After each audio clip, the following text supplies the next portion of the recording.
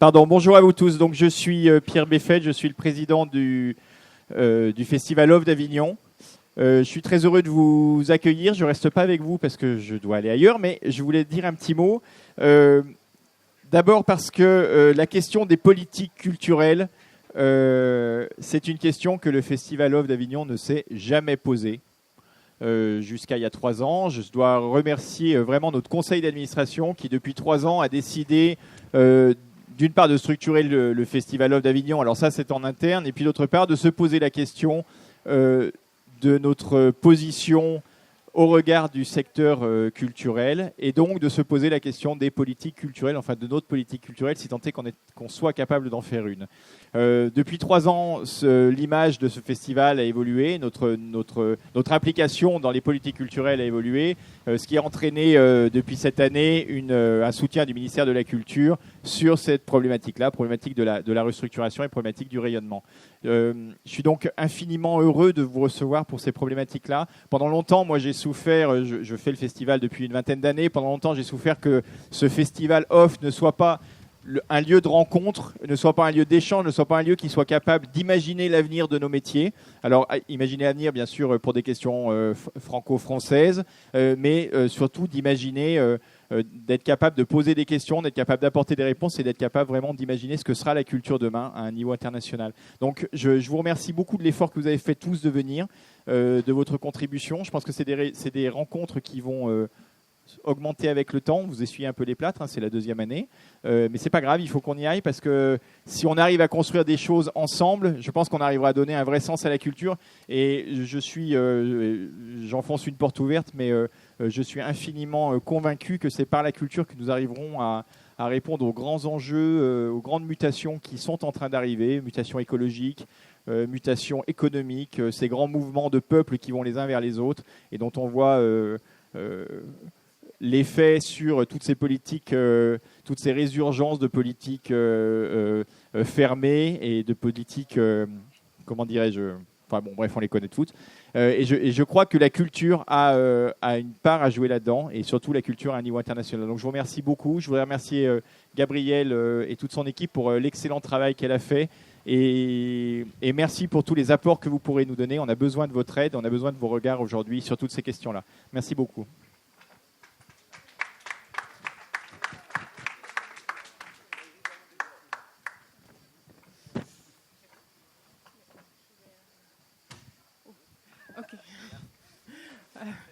Ok. Bienvenue à tous. D'abord, je voudrais remercier le Festival Off pour l'invitation d'être ici. Donc, je suis venue au nom de Culture Solutions. C'est une association indépendante sans but lucratif qui a pour but d'avoir un impact positif sur les relations culturelles internationales et exactement le défi que M. Beffet a dit, c'est aussi pour nous très important. Donc, alors, peut-être encore 2 mots sur moi. J'habite à Bruxelles, j'ai une consultance là-bas pour la coopération culturelle transnationale. Mais d'origine, je suis hollandaise. J'ai appris à parler le français à Bruxelles. Et mais pour faciliter la modération et la discussion, je vais switcher en anglais. Donc, si vous voulez mettre votre casquette pour la traduction, il y aura une traduction anglais-français, français-anglais. Vous avez la possibilité maintenant. Okay, so now time to switch to English. And we'll have the discussion most probably. Et donc, nous allons probablement faire nos discussions en anglais et en français.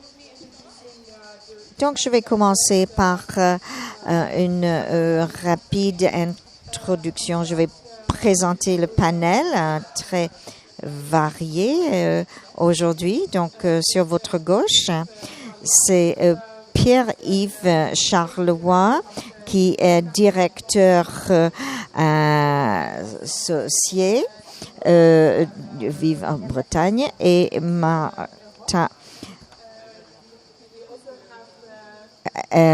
qui travaille pour Culture, Martha Gutierrez, qui travaille pour Europe Créative et Relais Culture Europe, Jean Pavel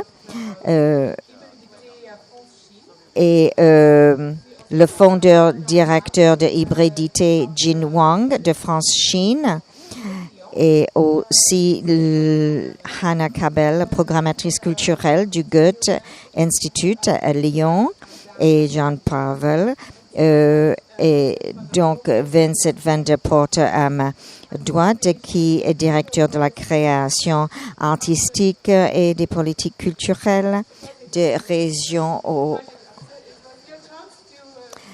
C'était à votre tour, votre grande chance. Mais donc, vous êtes dans la création artistique et la politique culturelle pour la région Hauts-de-France, Regional Government. Il y a Pierre Beffet qui était le président du festival. Et j'ai préparé une petite étude pour savoir un peu qui vous êtes et d'où vous venez. Et donc, qui réside en France, s'il vous plaît? Et qui habite l'Union européenne? Et qui a dû traverser un continent pour arriver jusqu'ici? Personne. Ah, oui. Ah, non, je prenais une photo seulement. Et qui a voyagé moins d'une heure pour arriver ici? Moins d'une heure? Donc, on a des personnes locales. Et qui a voyagé plus de 6 heures pour venir ici? Donc, c'est plutôt entre 1 heure et 6 heures. Et une chose qui est très importante et qui c'est notre existence nomade dans le domaine de la culture. Donc, qui c'est qui vit ou travaille à 2 endroits différents, 2 villes? Oui, il y a quelques-uns, effectivement. Et qui c'est qui habite à plus de 3 endroits? 2 personnes, c'est pas mal. Et puis, les visiteurs au festival, qui est venu ici aujourd'hui pour la première fois à ce festival off d'Avignon et qui est venu plus de 10 fois au festival off? Voilà. Donc, encore là, c'est entre 3 et 10 fois pour la plupart. Et qui est allé plus souvent à l'Avignon Off que Avignon In? Qui aime l'Avignon Off mieux? Voilà. Donc, bien sûr, le directeur est parti maintenant, mais... et dernièrement, vos activités professionnelles, dans votre travail au quotidien, qui d'entre vous travaille dans la politique culturelle proprement dite, d'une manière ou une autre, qui travaille sur la politique culturelle? Le panel pour la plupart, mais pas parmi vous dans la salle. Par exemple... si vous traitez ou vous avez affaire avec de la politique gouvernementale à n'importe quel niveau, par exemple. La dame n'a pas de microphone.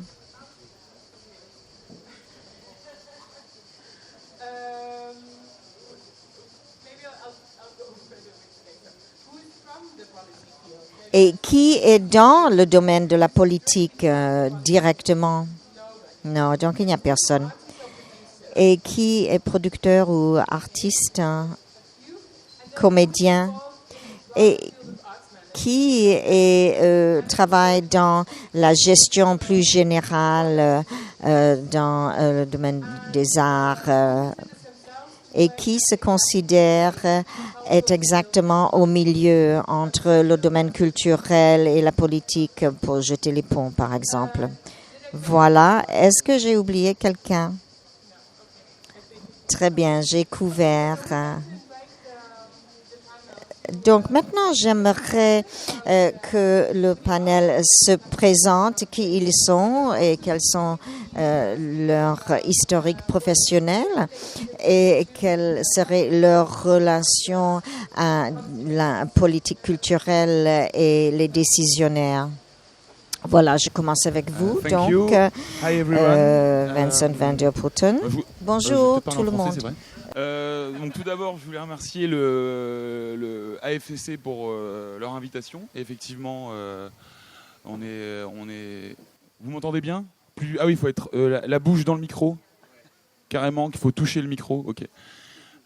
Merci. Alors, je suis Vincent van der Putten, je suis chargé de mission développement international au sein de la direction artistique et des pratiques culturelles à la région Hauts-de-France.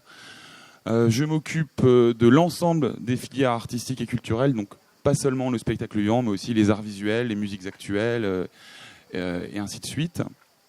Alors, quel est mon background, c'est ça, hein, d'abord. Rapidement, parce qu'on a 5 minutes. On nous a dit qu'on avait 5 minutes, on va essayer d'être très très court et respecter les consignes. Je travaille donc depuis 15 ans à la région et j'ai travaillé pendant environ 7 ans sur la coopération, dans le cadre de la coopération européenne qu'on appelle Interreg, donc la coopération territoriale européenne transfrontalière, et je m'occupais de l'animation des programmes franco-belges puis franco-britanniques, donc qui concernaient notamment la culture, mais aussi l'ensemble des politiques publiques sectorielles. J'ai travaillé ensuite pendant environ 5 ans pour l'élu en charge de la culture. Donc j'étais, on va dire, l'équivalent de attaché parlementaire, mais pour la vice-présidente en charge de la culture. Et donc depuis 3 ans, je suis dans les services à la direction de la culture de la région Hauts-de-France, nouvelle région depuis 2016, puisque issue de la fusion entre la région Nord-Pas-de-Calais et la région Picardie. Et donc, depuis environ 1 an, je m'occupe du développement international et des coopérations internationales, culturelles et artistiques. Donc, avant de venir, j'ai relu la problématique qui nous était proposée. Hein, et j'avais trouvé ça d'ailleurs extrêmement intéressant, puisqu'on nous parlait de la création d'espaces bienveillants de coopération. Et quelles étaient effectivement leurs lignes de force, les manques et les initiatives soutenues et à valoriser.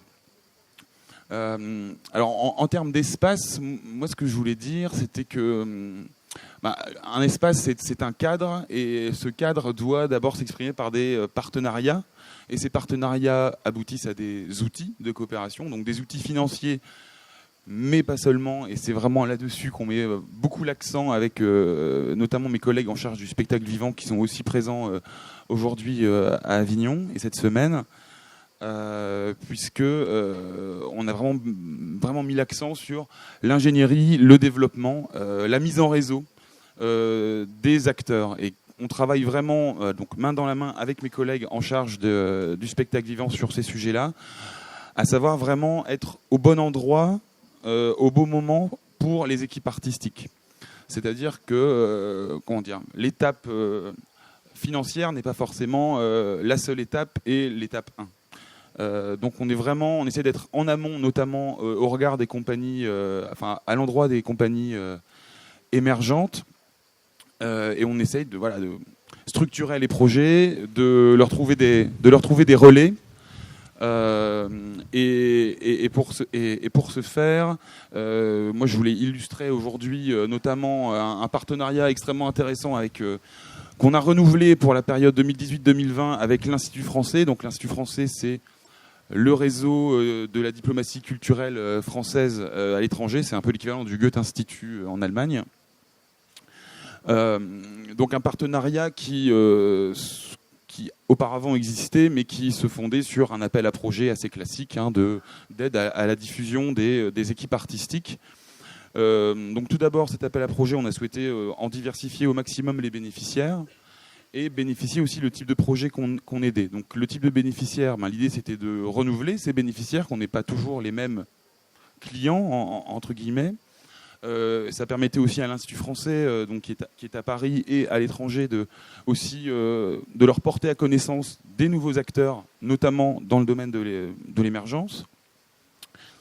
Et d'autre part, de diversifier les types de projets. Donc on aide des projets notamment de mise en réseau, de repérage, de développement, donc bien avant la création. Donc on cherche vraiment à favoriser même les rencontres, la rencontre entre une équipe artistique et une équipe artistique étrangère. Bien sûr, on aide et on favorise les projets de coopération ou de création à l'étranger. On aide aussi des projets d'action culturelle ou des projets participatifs sur les territoires à l'étranger, avec notamment un relais très fort de l'Institut français, puisque de nombreux postes à l'étranger sont extrêmement attentifs à ce type de projet, qui sont souvent largement valorisés sur les territoires. Et bien sûr, on ne les exclut pas, mais on aide bien sûr néanmoins des projets de diffusion. Donc ça, c'était pour cette partie appel à projet. Pour la partie un peu renouvelée, un peu nouvelle, c'est deux choses. C'est vraiment d'appuyer la politique culturelle régionale et de diversifier et d'accompagner nos équipes artistiques. Donc sur l'accompagnement de nos équipes artistiques, on a mis en place, donc avec l'Institut français, des sessions d'ingénierie, de conseils, de consultance, où on fait venir donc à Lille, donc la capitale de la région, les équipes en charge du spectacle vivant de l'Institut français Paris, qui travaillent avec mes collègues en charge du spectacle vivant. On invite une vingtaine de compagnies émergentes et on fait une session plénière qui se veut assez didactique sur les choses à pas faire, les choses à faire, les pièges à éviter, avec quelques mentors, donc des anciens émergents devenus confirmés qui ont déjà un peu d'expérience dans ces domaines-là. Et l'après-midi est dédié à des workshops en plus petits groupes, soit par discipline, soit par thématique. C'est-à-dire la discipline, ça peut être danse, théâtre, marionnette. L'enjeu ou la thématique, ça peut être les projets participatifs, par exemple. Et donc... je suis trop long. Je vais accélérer. Donc tout ça est extrêmement intéressant en tout cas. Et pour finir, pour finir, je voulais parler aussi de la promotion de nos équipes artistiques. Et là, je viens aussi faire un peu le VRP aujourd'hui. Donc nous avons sorti cette semaine, et l'URL, donc le lien internet sera disponible la semaine prochaine, sera mis en ligne par l'Institut français. Donc une publication qui vise à la promotion de nos équipes artistiques confirmées et émergentes. Donc il n'y a pas tout le monde, c'est une sélection selon des critères que je pourrais éventuellement évoquer si vous me posez la question tout à l'heure. Donc qui rassemble une cinquantaine de compagnies dans le domaine du spectacle vivant, qui sera diffusé bien sûr dans l'ensemble du réseau diplomatique culturel français à l'étranger. Donc ça représente environ 500 postes dans le monde entier, et bien sûr incidemment ou indirectement à l'ensemble des programmateurs internationaux. Voilà, je vous remercie de votre attention et je suis prêt à répondre à toutes vos questions. Bon, t'as dit 3 minutes, c'est ça? Non. Bonjour, moi aussi c'est très heureux d'être ici. Pour moi c'est la première fois d'être à Avignon. Merci. Et on m'a dit souvent, c'est un peu comme Édimbourg, mais plus soleil, moins de collines. It's strange for me to speak in French and be translated into English, so I'm going to do it the other way around. Donc, ça me fait drôle de parler en français et faire la traduction vers l'anglais. Donc, je vais faire le contraire. Bonjour, je m'appelle Neil, je travaille pour le British Council des arts et je suis le directeur de notre service de théâtre et danse. La plupart de ma vie professionnelle, j'ai travaillé en Asie et maintenant je travaille ici depuis 7 ans, même avant les 15 ans auparavant, j'ai travaillé à Taïwan, en Chine, Vietnam et aussi je suis allée à l'université au Japon. Et donc je pense que je fais un réengagement avec l'Europe depuis 7 ans. Mais malheureusement, le reste de mon pays, au moins la moitié, ne le fait pas. Donc voilà. Donc c'est pas le moment de revenir. Mais donc le British Council n'est pas trop différent de l'Institut Goethe ou l'Institut français. Nous sommes un organisme de relations culturelles internationales. Nous sommes présents dans 110 pays, donc nous ne sommes pas un organisme gouvernemental, mais un organisme caritatif.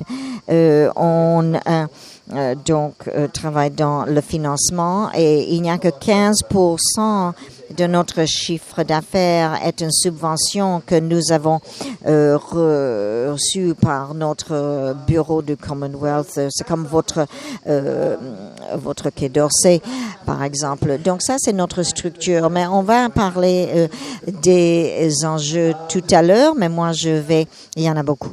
Mais je vais me focaliser sur tout ce qui est positif. Mon rôle a toujours été international, toujours par rapport à faire des connexions entre les artistes, les échanges, la coopération. C'est ce que j'ai fait en Asie, c'est ce que je fais maintenant. Et donc, on va avoir des détails de comment on le fait. Mais au cœur de tout ce qu'on fait, c'est ce qu'on décrit comme étant des relations culturelles. Et donc, il faut créer une bénéfice et une compréhension et les arts se prêtent très facilement à cela. Donc, nous ne sommes en tant qu'organisme que 4% de l'effectif du British Council. Donc, les examens, la langue anglaise, la gouvernance, etc. est plus grand. Mais moi, j'aime penser que nous faisons le plus grand impact avec le plus petit nombre de personnes qui y travaillent. Et donc, nous, on crée des environnements de plateformes, les réseaux, on crée des situations où on peut créer un happening, où des choses se passent. Et nous aimons aider les artistes à fur et à mesure qu'ils se lancent à l'international. Beaucoup de ces artistes qu'on a aidés il y a 20 ans sont maintenant les plus connus aux États-Unis, sont très célèbres, au Royaume-Uni, sont très célèbres. Et maintenant, je pense qu'il faudrait à introduire d'autres. Mais effectivement, à l'horizon, maintenant, je pense que notre travail, on devrait, si on partait, continuer à travailler avec l'Union européenne. Donc, je pense que mon temps est révolu et je passe le micro à ma voisine. Merci beaucoup pour l'invitation. Moi, je vais parler en français. C'est plus facile pour moi, je crois. Je travaille au Goethe Institut depuis 2012 en tant que chargée de programmation. J'étais d'abord à Paris, maintenant à Lyon depuis 5 ans. Avant, j'étais en Allemagne et j'ai travaillé pour une petite structure qui s'appelle Forum franco-allemand des jeunes artistes qui a organisé des échanges pour des artistes en herbe des 2 pays. Et avant ça, j'étais tour manager pour une compagnie de théâtre de rue qui s'appelle Théâtre Titanic. Et avec eux, on a beaucoup voyagé en France. Voilà. Donc, quelques mots sur le Goethe Institut. Donc, c'est le Centre culturel allemand. C'est une association qui est quand même largement subventionnée par l'État allemand. Mais pareil, c'est des subventions qui... au moins pour la France, n'augmente pas depuis longtemps après les charges augmentent. Donc, nous aussi, on a ce défi-là, de trouver d'autres fonds. Voilà, mais on va parler des challenges plus tard. Le Goethe-Institut donc, a pour mission on propose également des cours de langue, des services d'information sur l'Allemagne. On a une bibliothèque dans presque chaque institut. Et pour moi aussi, côté le plus important, c'est créer un échange entre des artistes allemands et les autres pays, faire venir les artistes allemands pour nous ici en France. Mais ça va dans les deux sens pour nous.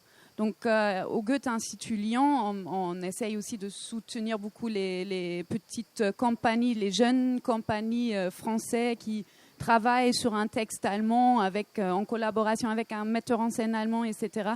Et on essaye de les soutenir, soit financièrement, mais c'est assez limité pour nous localement, mais aussi avec des conseils.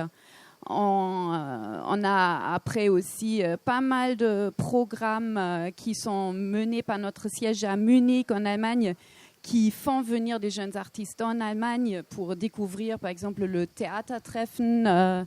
On organise, il y a des fonds comme des fonds de coproduction. Il y a aussi, ensemble avec l'Institut français, on a le fonds Transfabrique, qui est donc pour des coproductions franco-allemandes.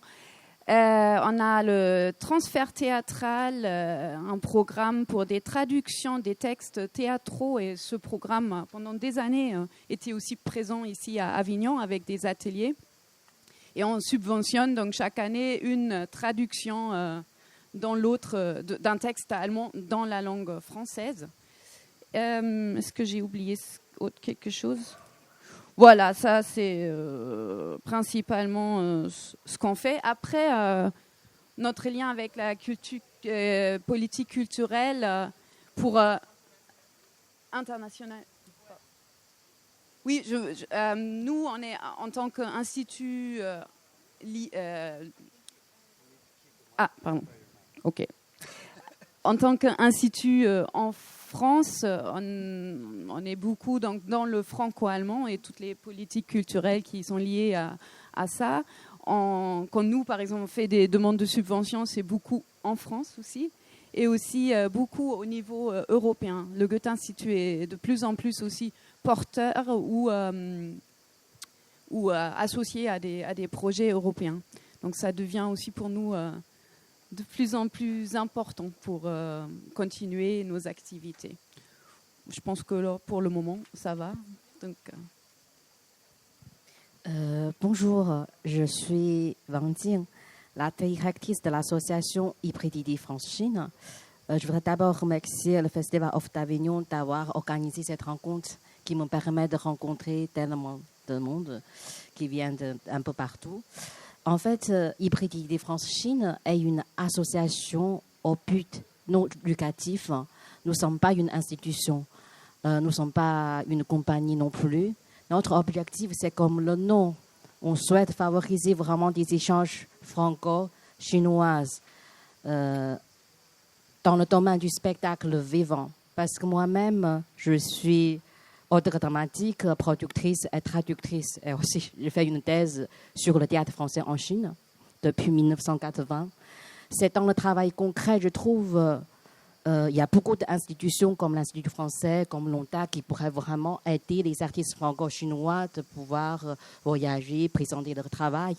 Mais je trouve, des fois, il manque un accompagnement peut-être précis, plus dans le réseau, vu que j'ai une position, enfin, je connais assez bien la Chine, et puis je vais aussi en France depuis 10 ans.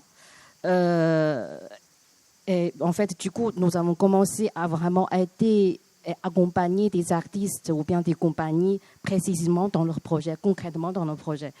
On travaille pour la production et la diffusion du spectacle. On fait aussi la conception de projets de coproduction franco-chinoise. Et puis, on organise beaucoup de colloques ou bien des conférences internationales concernant du théâtre. Je voudrais peut-être montrer un exemple précis afin que vous pourriez comprendre un peu la démarche de Hybridité France-Chine. Par exemple, actuellement, on travaille sur un projet de coproduction franco-chinoise entre Jean Lambertville et puis du théâtre de l'Union à Limoges et puis le théâtre d'art du peuple de Sichuan, une compagnie régionale qui possède aussi un théâtre régional en Chine. C'est parce que Jean, il a eu envie de monter en fait un bande dessinée chinois très connu qui s'appelle Saint-Mao. Alors il s'intéresse beaucoup à ce personnage. On a beaucoup discuté ensemble, mais je sais que la Chine a aussi eu envie de montrer ce personnage dans le monde, non seulement à travers l'outil de bande dessinée, le support de bande dessinée. Du coup, nous avons discuté, on va créer un projet ensemble, mais avec qui, comment faire, où vient le financement. Donc c'est notre rôle. On commence de solliciter les différents partenaires chinois pour voir s'ils ont la capacité de financement ou si les artistes sont sensibles à ce projet. Et après, on monte ce projet ensemble, on cherche la subvention ensemble. Et ce genre de coproduction franco-chinoise, notre objectif, c'est pour qu'ils puissent vraiment avoir une vraie circulation. C'est-à-dire que les artistes ils se rencontrent, les auteurs se rencontrent. Après, il y a une tournée à la fois en Chine et en France. Et non seulement en France, aussi dans les autres pays francophones. Donc ce projet, c'est en cours, mais nous avons déjà une diffusion prévue l'année prochaine en Chine et dans 2 ans en France et en russe. C'est un exemple pour la démarche de l'hybridité France-Chine. Mais vu que personnellement j'écris des pièces, donc je m'attache beaucoup à la langue, mais quand un spectacle qui voyage, surtout avec du texte, donc la question de traduction est au cœur. Donc on accompagne aussi le travail de traduction des spectacles. Pour nous, l'importance, c'est croire aux artistes. On accompagne toujours un artiste de long terme, de longtemps. Par exemple, Jean Pellegrini, je l'ai invité en Chine en 2014. Après aussi cette année, en mars, ça fait un très grand bruit en Chine. Donc il y a beaucoup de structures maintenant qui le sollicitent pour pouvoir créer un spectacle. Je pense que peut-être, nous sommes une petite association à côté de toutes les institutions. Je pense que notre objectif, c'est juste faciliter la circulation entre les artistes, entre les professionnels, et leur donner notre conseil et notre accompagnement. Oui, merci.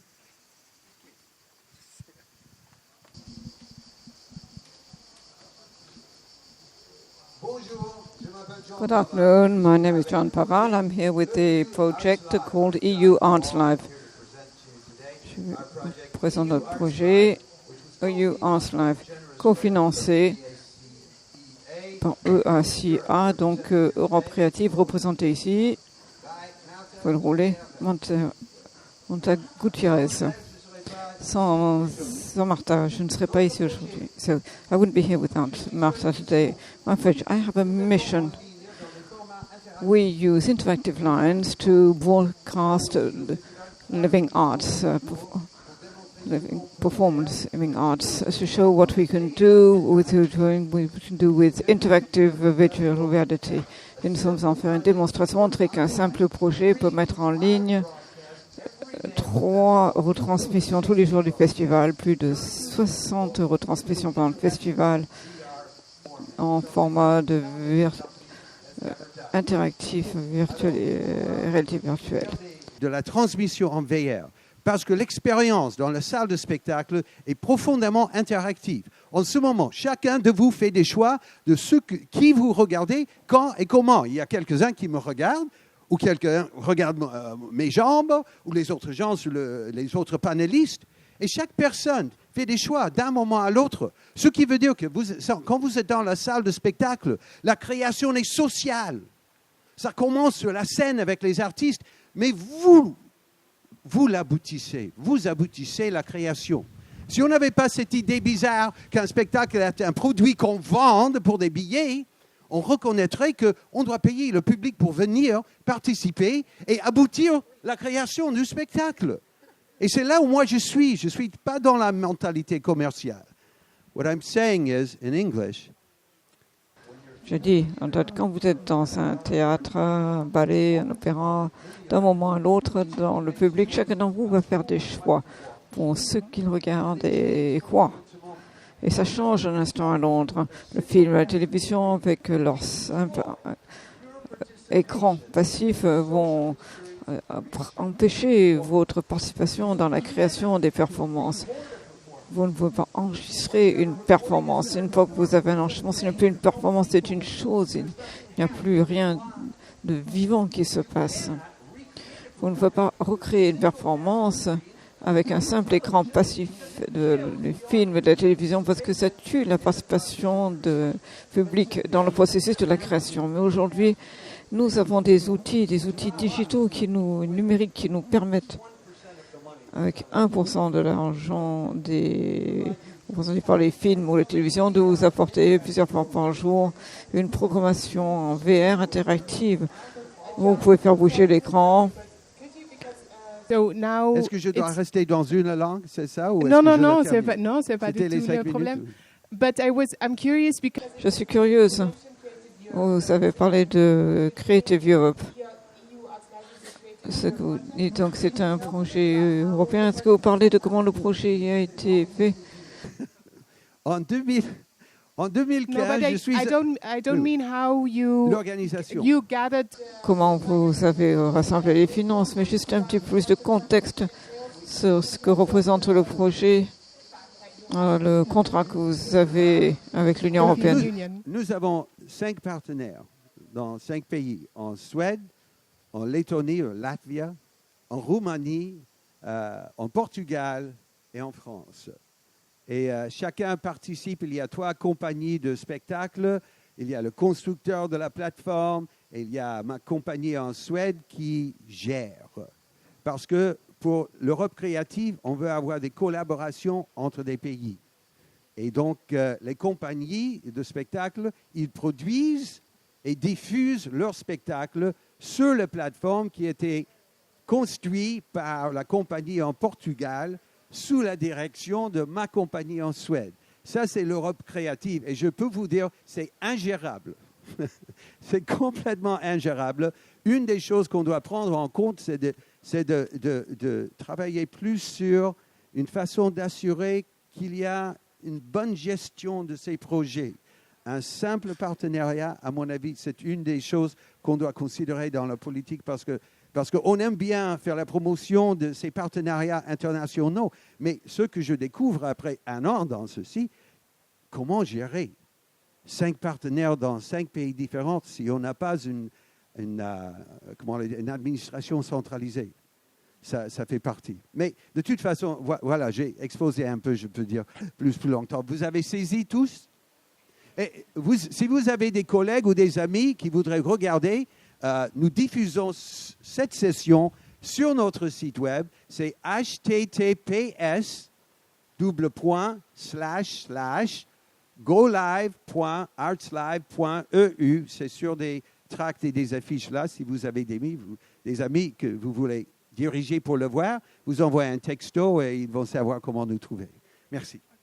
Thank you. Martha? Merci. Bonjour. Oh, vous m'entendez? Ça va? Plus fort. Je m'appelle Martha Gutiérrez et je travaille pour le Relais Culture Europe. Donc mon travail, je travaille particulièrement dans le cadre des programmes Creative Europe. Donc le Relais Culture Europe a une mission de service public dans l'intérêt européen. Le Relais Culture Europe est aussi considéré comme une plateforme d'appui à l'innovation des secteurs culturels et créatifs. Pour nous, on considère que c'est important de leur donner des outils de développement pour renforcer tout le potentiel créatif de ces secteurs, pour les amener dans l'évolution, l'anticipation des transformations en cours d'aujourd'hui et leur donner en fait aussi des outils pour qu'ils puissent anticiper et répondre en fait à ce type de mutations. Le Relais Culture Europe existe depuis 1999, mais aujourd'hui, nous avons au sein des Relais Culture Europe les bureaux Europe Créatif qui accueillent le programme Europe Créatif. Donc, ces programmes, c'est le seul programme européen qui s'adresse au secteur culturel et créatif. C'est un outil d'investissement qui permet d'accompagner la mutation que vivent les professionnels aujourd'hui dans un contexte aujourd'hui des transitions numériques, post-numériques, économiques, environnementales, etc. Donc ces programmes aujourd'hui va aider tout le secteur culturel et créatif. C'est le seul programme, c'est un programme autonome qui a un budget propre. Donc aujourd'hui, en fait, le point important, on est en période de transition parce que vous le savez qu'on est en train de passer à une nouvelle période de programmation. Donc on passe de la période, on termine la période 2014-2020 et on rentre dans la période 21-27. Donc c'est une période, cette année, c'est une période charnière parce que la Commission européenne est en train, en fait, de réfléchir aux enjeux des secteurs culturels et créatifs et de voir comment il met en œuvre en fait ces programmes pour les aider à évoluer dans leur milieu professionnel. Donc c'est vraiment un programme de politique publique, première chose. Et la particularité de ces programmes, c'est la lecture que fait la Commission européenne sur ces programmes, qui est une lecture. La première lecture, c'est une lecture du numérique, des post-numériques et une lecture aussi de la mondialisation. Donc, si vous voulez, on peut en discuter ça, ce qu'on entend par numérique et par post-digital, etc. Donc, c'est vraiment cette entrée des numériques et post-numériques. Premier point, c'est l'innovation. C'est vraiment soutenir des projets innovants, c'est des projets qui prennent en compte aujourd'hui la question culturelle d'aujourd'hui, dans le monde d'aujourd'hui. Vraiment, comment on prend la création artistique dans le monde d'aujourd'hui et pouvoir développer en fait des projets tournés vers l'avenir, des projets innovants, des projets de coopération qui vont permettre de faire émerger de nouvelles formes d'organisation, de nouveaux modèles économiques, d'une diversité de créations aussi, toute forme de diversité, des diversités culturelles, des diversités linguistiques, des diversités d'approches, des diversités d'enjeux, des diversités d'acteurs. Et puis voilà. Et donc l'idée, c'est vraiment aujourd'hui, nous sommes dans le cadre des programmes Europe Créative, mais l'idée, c'est vraiment aller pour une Europe créative. Donc c'est une utopie plus positive, bien sûr, mais c'est un horizon. Et l'idée, c'est vraiment de pouvoir arriver à créer une Europe créative où on puisse aujourd'hui prendre la question culturelle avec une approche politique. Merci, passionnant. Bonjour, Pierre-Yves Charlois, je suis directeur adjoint de Spectacles Vivants en Bretagne. En premier lieu, j'aimerais remercier le festival, excusez-moi, j'ai une guêpe, remercier le Festival Off de son invitation et Gabriel Bay pour la qualité de l'organisation. Je vous présente mes excuses d'avance car j'ai un train dans 1 heure, donc je vais vous présenter, toi aussi, voilà. Rapidement, Spectacles Vivants en Bretagne, c'est un établissement public de coopération culturelle qui a été créé par le ministère de la Culture en région, donc la DRAC Bretagne, et la région Bretagne. L'idée, c'est comment accompagner le développement des équipes artistiques professionnelles implantées en Bretagne, prioritairement hors de Bretagne. Donc nous, on ne fait pas la politique. On a coutume de dire qu'on augmente la politique, puisqu'on met en œuvre les politiques croisées de la DRAC et de la région en matière de diffusion. On est quelques agences à faire ça, et je salue Crige de Occitanie en Seine, qui sont sur ces questions de diffusion et qui sont surtout sur ces questions, qui ont la capacité opérationnelle d'agir pour accompagner ça. Je ne vais pas être très, très innovant parce qu'on a déjà dit beaucoup de choses. On a parlé du bon moment, au bon endroit, on a parlé de sur-mesure, on a parlé de bon espace.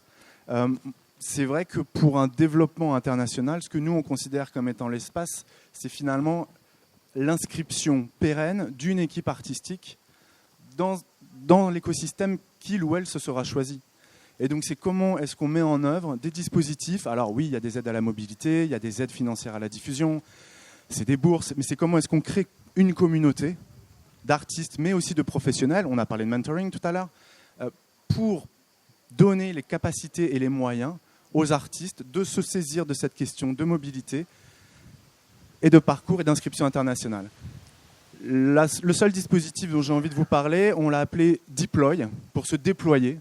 Et c'est un programme de 2 ans qu'on propose à des artistes qui ont cette conscience et ce souhait de comprendre un petit peu mieux cet environnement international et comment il fonctionne, nos artistes ont déjà du mal à comprendre comment ça fonctionne juste en région et au national et à l'international. On passe encore une autre marche. Deploy, programme d'accompagnement, une promotion entre 5 et 10 équipes de Bretagne évidemment, qu'on va accompagner avec des rendez-vous individuels, des rendez-vous collectifs, du mentoring, des bourses à la mobilité sur IETM, que vous connaissez tous évidemment, ce grand réseau international européen. Alors là-bas, c'était IETM, Informal European Theatre Meeting, et maintenant c'est International Network for Contemporary Performing Arts. Voilà, ce sont des lieux aussi où justement on peut exercer la prospective, parce que c'est de ça dont tu parlais, Martin. Et ce programme Deploy, on l'a axé beaucoup plus sur la question de l'entrepreneuriat artistique.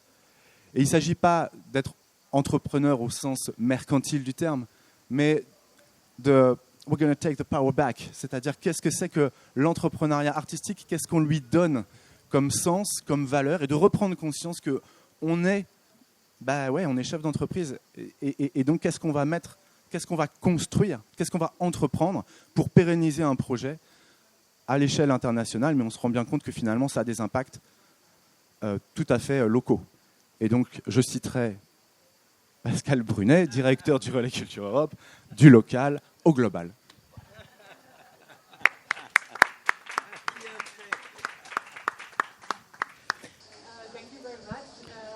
Merci beaucoup. Je crois déjà que ces rapides introductions montrent la richesse et diversité que vous avez dans le panel et celle que nous avons également en Europe, avec tous les niveaux, les approches différentes sur les activités culturelles. Il y a une chose que j'ai oublié de mentionner auparavant. Normalement, vous devriez avoir des post-it sur vos sièges. Et là, je m'adresse au public. Les post-it. Est-ce que vous avez vu les post-it? Ils sont prévus pour vous. Si vous avez des questions, vous pouvez écrire vos questions. Et je vais me poser des questions régulièrement. Peut-être qu'il y a déjà quelqu'un qui a une question après avoir écouté l'introduction. Non, pas de problème. Il y en a toujours un qui commence, celui qui ose, et je suis sûr que d'autres suivront. Soyez celui qui ose. Également, comme je l'ai dit, pendant que nous parlons, si vous avez une question, vous pouvez l'écrire et vous pourrez la poser plus tard.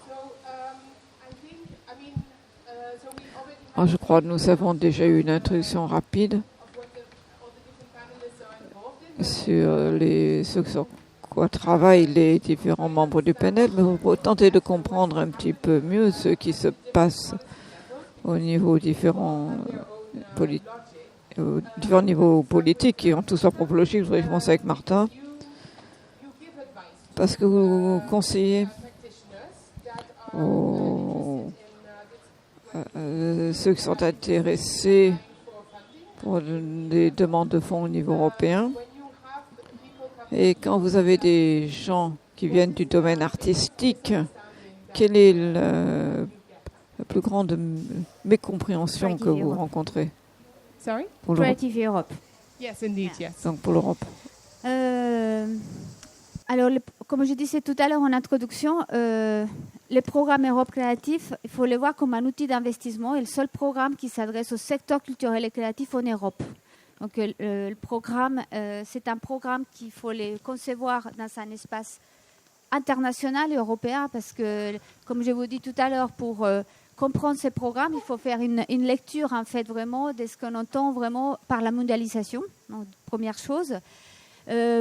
Pour pouvoir accéder à ces programmes, il faut, première chose, avoir des projets innovants.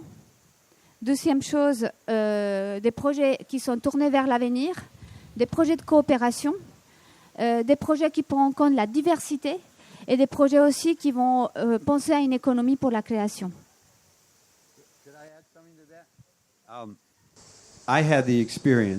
J'ai eu l'expérience pour arriver dans Creative Europe et j'ai rencontré Martha dès le départ en tant qu'artiste. Le plus grand obstacle, c'est que nous ne savons pas du tout ce dont vous parlez. Donc tout est un obstacle, la mentalité des artistes créatifs qui survivent en faisant des spectacles, en faisant passer le chapeau, en donnant des tracts pour que les gens viennent. Et pour l'artiste qui travaille sur sa création, c'est tellement loin de la mentalité administrative. Nous sommes complètement à l'opposé du spectre de la façon dont le cerveau humain fonctionne. C'est là la distance. Donc, heureusement, à Creative Open Paris, quand nous avons travaillé sur notre projet, j'ai fait 2 ans de séminaires, d'ateliers, quelquefois d'1 semaine, pour apprendre comment expliquer quelque chose qui était comment faire passer une priorité administrative vers le lien avec un projet créatif. Je ne savais pas ce que c'était. Et j'ai pas mal de formations par rapport à beaucoup d'artistes, parce que je viens de l'université. C'est un point de vue totalement différent. Juste pour compléter, il faut savoir que les programmes européens, et notamment Europe Créative, notre programme Creative Europe, il s'agit vraiment d'un programme qui... c'est pas un financement en fait pour continuer à investir dans ce que vous faites déjà. Sinon vraiment c'est des programmes qui vont vraiment pouvoir soutenir des actions qui vont transformer déjà votre métier.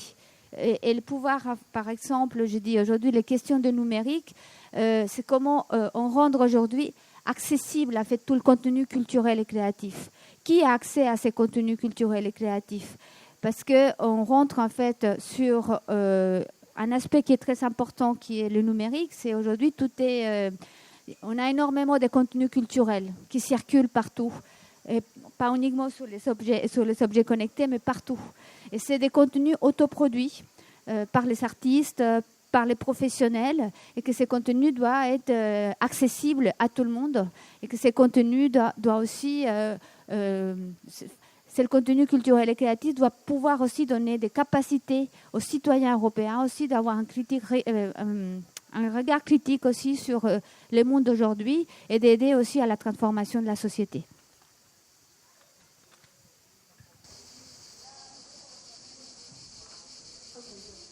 Très bien, merci. Ce que vous dites, il faut voir comme un outil complémentaire à ce qui est disponible au niveau régional et national. Le financement proposé par Creative Europe n'est pas prévu pour un seul point d'accès au financement. C'est plutôt quelque chose de complémentaire par rapport à ce que vous faites.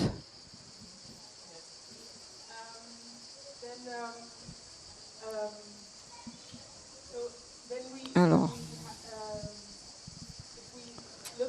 si nous regardons donc le British Council et le Goethe Institute, si j'ai bien compris, donc ce que vous faites également donc dans les Hauts-de-France, vous travaillez donc de la part du gouvernement. Vous avez un lien proche avec le gouvernement, même si vous n'êtes pas le gouvernement et c'est politique. Est-ce que c'est quelque chose que vous ressentez également? Donc je souligne qu'on est une association, donc voilà. Mais on est quand même en grande partie subventionné par le ministère des Affaires étrangères. Et il y a des lignes de programmation pour 3 ans qui sont négociées de notre siège avec le ministre des Affaires étrangères.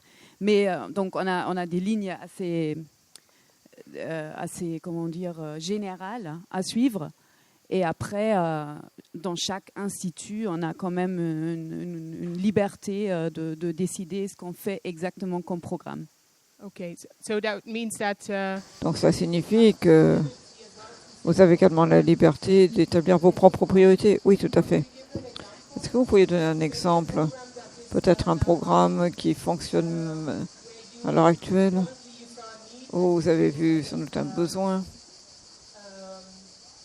et vous avez décidé, faisons-le. Et dans ce cas, quel était le lien avec les lignes directrices plus générales données par le gouvernement allemand. Je continue en français. Je deviens confuse là avec lui. Pour le Goethe-Institut Lyon, il faut que je souligne que c'est un institut de taille moyenne, mais avec un budget pour la programmation qui est vraiment très limité. Donc ici, c'est un festival de théâtre. Donc dans notre programmation de théâtre à Lyon, on est vraiment... si on donne une petite subvention de 500 à 1000 euros pour une petite compagnie qui vient se présenter chez nous, c'est beaucoup, juste pour donner un peu les relations. Mais par exemple, pour un projet dans le cinéma, on coopère, parce que c'est pas...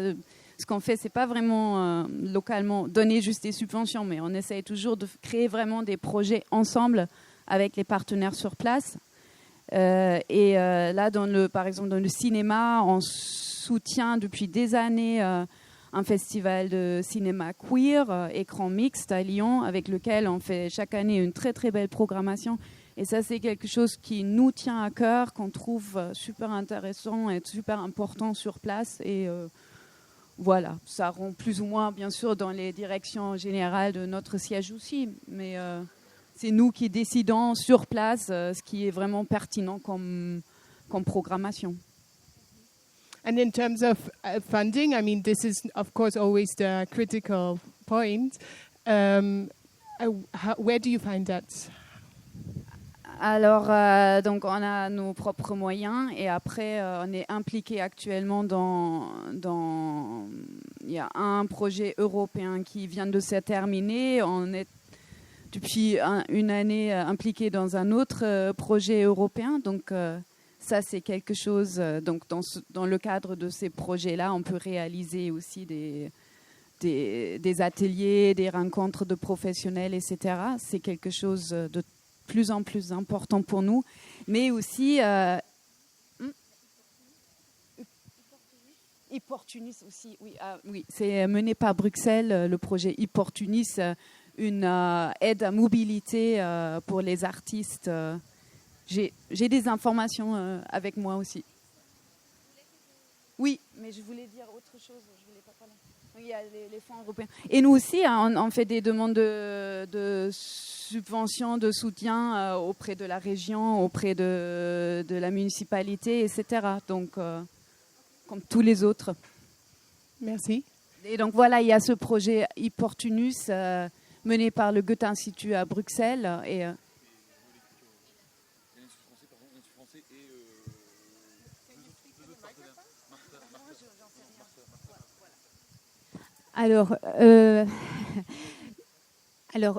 juste pour vous dire que cette période est importante parce que l'Europe est en train de définir ce nouveau cadre pour la culture. Donc c'est un programme qui, en termes budgétaires, la Commission européenne a fait une proposition de budget en 2018 à l'ancien Parlement européen qui va recommencer les négociations à l'automne avec le nouveau Parlement. Avec un budget qui a été augmenté pour le programme Europe Créative, on passe de 1,4 milliard d'euros à 1,8 milliard d'euros. Et c'est un programme donc, qui va avoir des objectifs très précis de renforcer la diversité et la compétitivité des secteurs culturels et créatifs. Un programme qui va garder son architecture telle qu'elle a été conçue et des piliers qui vont émerger. Et des piliers qui émergent parce que on prépare un grand programme pour la mobilité comme le programme Erasmus, mais pour les acteurs culturels. Et on a commencé avec un programme qui s'appelle Hyportunus. C'est un programme qui permet la mobilité physique des artistes et particulièrement les tests qu'on fait, ça s'appelle pilote sur Hyportunus, concerne en fait les spectacles vivants.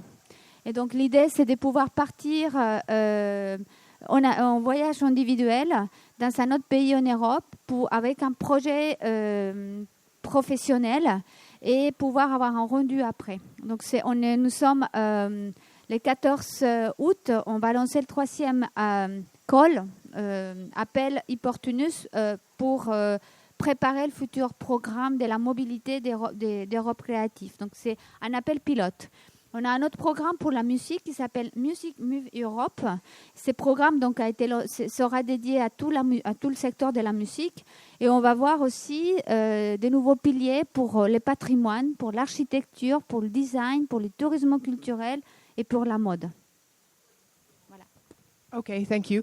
Yeah, I think because Opportunus Je crois parce qu'Opportunus c'est un projet très important, très intéressant. Donc, j'aimerais que Martha puisse l'expliquer un petit peu davantage. Mais pour revenir à ma question d'origine, je disais que, si j'ai bien compris, vous travaillez à une certaine distance du gouvernement.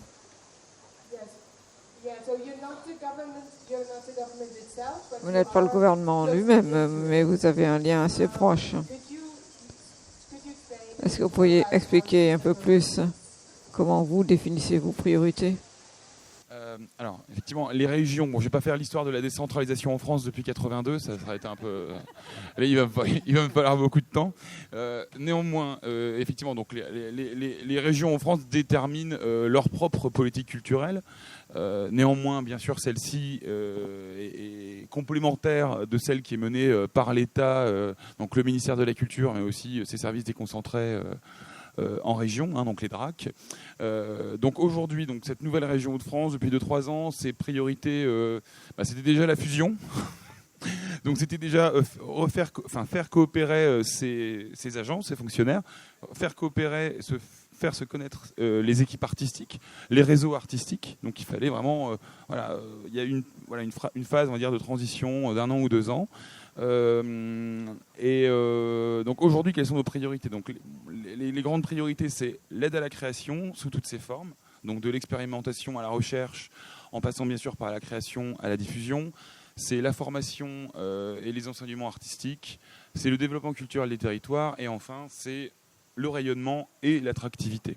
Donc le rayonnement via le développement international de nos artistes, et l'attractivité via l'aide, le soutien à des grands festivals ou des grands événements sur le territoire régional.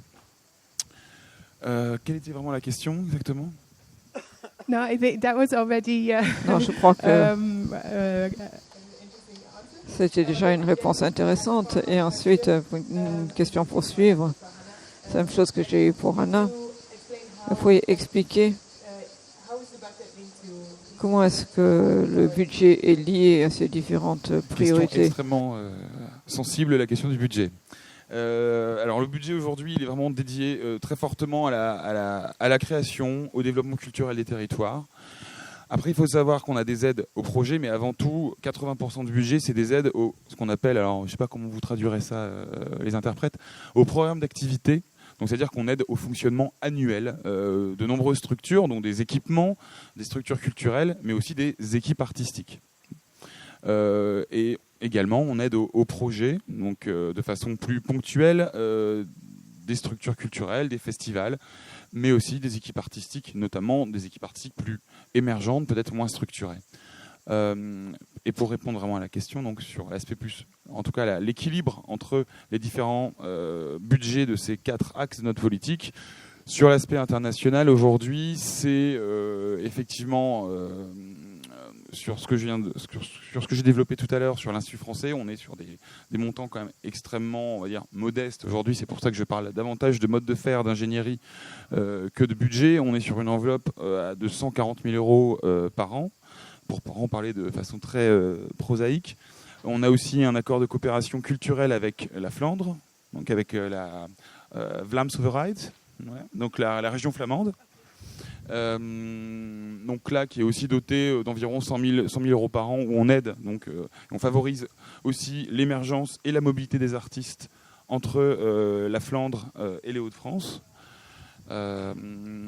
Et donc on est en train de travailler là, pour la rentrée, à des aides directes aux équipes artistiques, notamment sur le repérage et le développement. Finalement un petit peu en miroir de ce qui est en train de se passer avec Opportunus, le programme pilote de la Commission européenne, et bien sûr des aides à la création et à la diffusion. j'en profite pour ce que je voulais répondre, en tout cas compléter sur Opportunus. Ce qui est intéressant, ça c'est mon avis personnel, sur Opportunus, ce qui est extrêmement intéressant, c'est que la Commission européenne a peut-être pris conscience effectivement que Europe Créative s'adressait peut-être davantage à des structures qui étaient déjà quand même un peu solides, ce qui était un peu mentionné dans le témoignage, des structures solides, puisqu'effectivement, il y a une complexité administrative, mais bon, cette complexité, elle implique aussi que le projet entre les partenaires se structure. Donc effectivement, on a une exigence de la Commission, mais à l'égard des artistes individuellement, effectivement, il y a la volonté de favoriser davantage on va dire, de souplesse et de permettre davantage de mobilité des artistes seuls, vraiment artistes personnes physiques et non pas des équipes artistiques ou des structures, et qui favorise également, alors non pas juste la diffusion et effectivement la mobilité avant projet, encore une fois. La rencontre, encore une fois, on parle de la rencontre et comment on peut favoriser sur des enveloppes, d'ailleurs parfois très petites, on est sur des projets, des enveloppes, des subventions de 1 000 €. Si je ne dis pas de bêtises, Martha, je parle sous autocontrôle. Donc voilà, je pense que la période 2021-2027, dans le cadre de Creative Europe, va effectivement, en tout cas je pense, être plus égalitaire, aussi bien en termes de mobilité pour les seuls artistes que de grands projets structurants ou stratégiques entre grandes structures culturelles en Europe. Excusez-moi. Je vais devoir vous quitter. Donc, j'espère que vous aurez quand même compris ce qu'on fait en Bretagne et la manière dont on travaille la question internationale avec les artistes et finalement toute la communauté artistique. Je voulais remercier les traductrices aussi, que je ne l'ai pas fait tout à l'heure. Merci beaucoup. Belle fin de festival. See you next year. Yes, thank you for having joined us. Merci beaucoup d'être venu. Est-ce qu'il y a d'autres questions venant de la salle?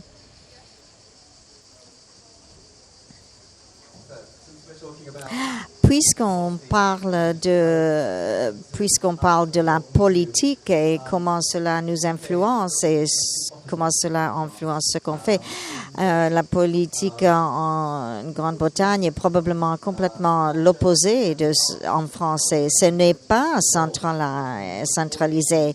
C'est quelque chose qui a évolué. Ça veut dire les 4 nations du Royaume-Uni ont essentiellement font leurs propres décisions concernant leur propre politique culturelle et leur investissement.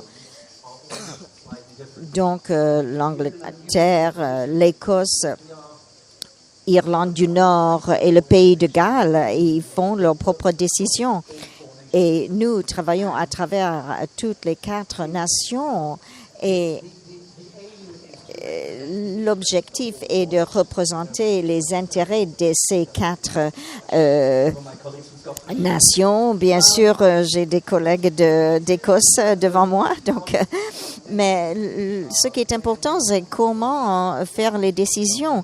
D'où vient l'argent, quelles décisions faire concernant ces argents. C'est très compliqué, car dans certains cas, ces programmes pouvaient représenter les 4 nations. Dans d'autres cas, cela peut être un partenariat entre Creative Scotland, qui est le financeur national en Écosse, et qui cible les intérêts d'Écosse et les intérêts internationaux d'Écosse, qui sont très souvent très différents de ceux en Angleterre et au Pays de Galles, par exemple. Donc, on a un service de médias, sport, qui font tout, des jeux, de musées, des télévisions, ils font tout. Mais c'est très rare qu'on travaille directement avec le DCMS, à moins que ce ne soit pour quelque chose de très haut profil, un immense échange entre la France et la Grande-Bretagne, par exemple, ou le Royaume-Uni plutôt. Donc, en termes de politique et comment est décidée cette politique internationale, c'est travailler avec les conseils artistiques. car tous ces différents conseils déterminent les politiques internationales et fournissent des fonds aussi.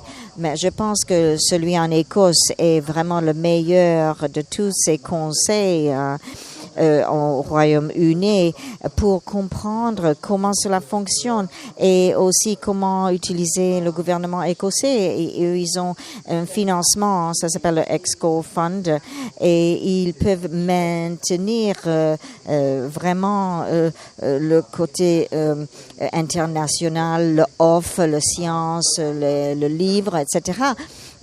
Mais ce financement soutient les ambitions internationales et pour les artistes écossais et pour maintenir l'Écosse en tant que endroit international et focalisé international également. Donc il faudrait tous aller en Écosse.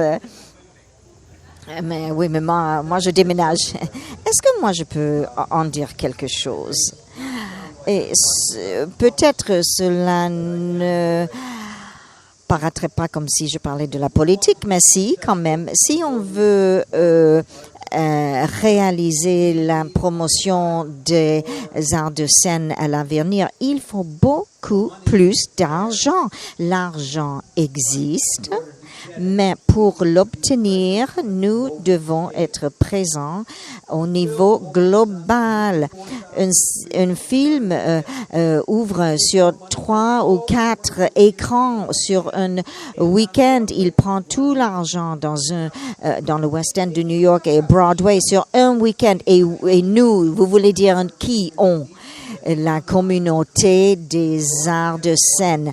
Il faut vraiment regarder un public de diffusion. Par exemple, le sport, 90% de revenus viennent de la diffusion, radiodiffusion, télédiffusion.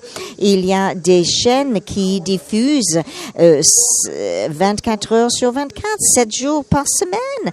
Et la même chose existe pour les arts de scène. Cette planète explose de arts de scène et presque rien n'existe en ligne. C'est tout enregistré, ce qui veut dire que c'est mort. Cela veut dire que ce n'est pas nous, c'est pas ce festival. C'est mort dans une boîte, c'est enregistré. Moi, le projet que j'ai à Creative Europe, c'est pour aider à bâtir une plateforme pour tous ceux qui veulent, même avec un investissement très modeste, peut commencer la diffusion.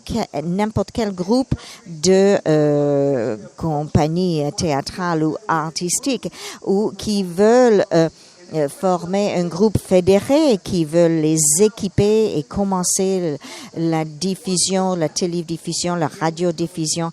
C'est plus de 1% du coût de cette infrastructure. Si on peut construire le public pour la communauté groupée, ils seront là car ils y vont pour le voir. La représentation en direct et c'est à guichet fermé. Tout le monde adore les arts de scène, mais il faut que cela soit fait avec ce nouveau format pour que les gens reconnaissent. C'est comme on y était. Et si on peut obtenir cela au lieu de ces sociétés d'art de scène aller au gouvernement pour demander de l'argent. Si nous, on peut le créer, par exemple, 10% du public du sport, par exemple, les revenus, on pourrait dépenser de l'argent comme on veut au lieu d'aller et mendier de l'argent à l'Institut français, à l'Institut Goethe, etc. Donc, on peut changer ça. Même les décisionnaires vont se demander comment est-ce qu'on peut dépenser tout cet argent qui arrive. Vous voulez dire, s'il y a beaucoup d'expositions, si vous avez une grande diffusion pour des manifestations culturelles, cela suffirait. Mais non, la clé, c'est le réseautage. La plupart des personnes font avec une seule compagnie, enfin le Metropolitan Opera à New York, par exemple, ou le Théâtre National ailleurs.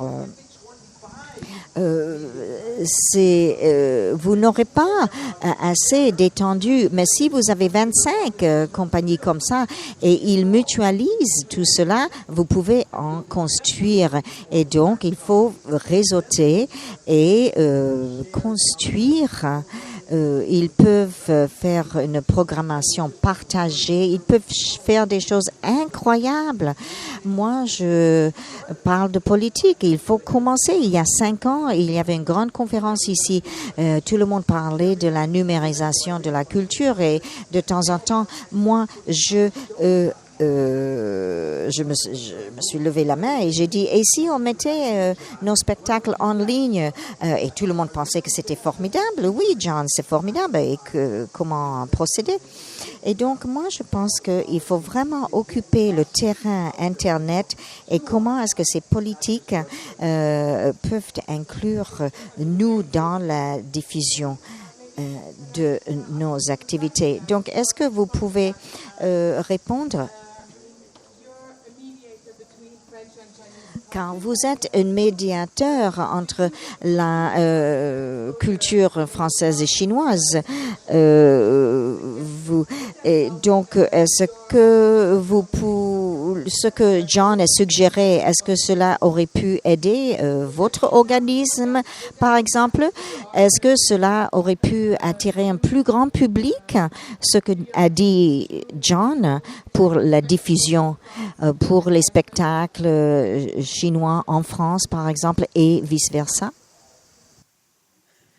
Oui, je pense que ça aide toujours pour la circulation des artistes, mais il faut aussi avoir l'accès de tous les sites qu'on pourrait voir en France et en Chine, parce que pas tous les documents qu'on pourrait consulter depuis la Chine, ça c'est la réalité. Mais en même temps, je trouve que c'est important d'avoir cette forme numérique qui favorise des échanges.